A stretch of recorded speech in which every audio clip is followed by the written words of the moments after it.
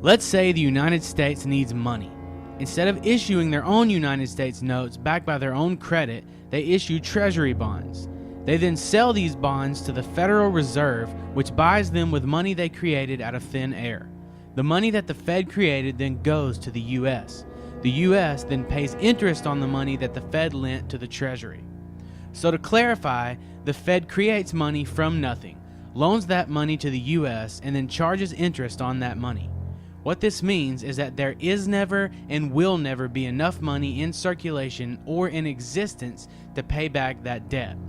We as a country, as well as private citizens, are forever enslaved by debt with no way of ever paying it off.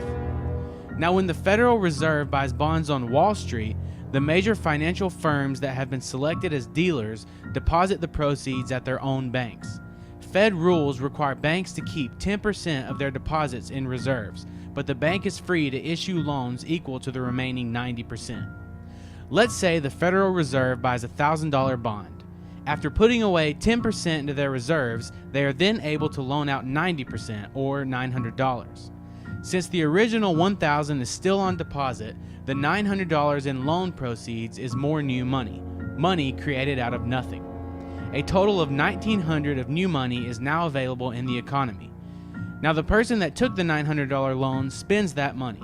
The payee then deposits the $900 into their bank account, and once again, reserves and deposits increase.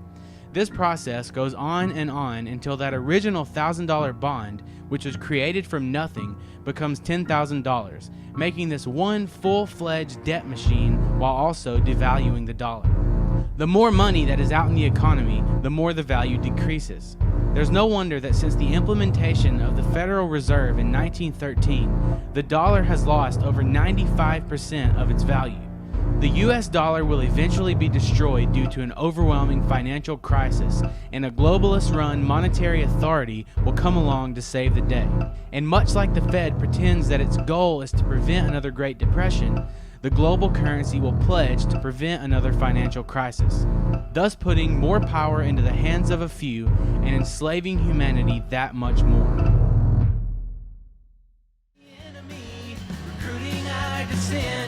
That's the way of the U.S. government. Just like Benjamin Franklin said, if you sacrifice your liberty for security, then you're a patriot.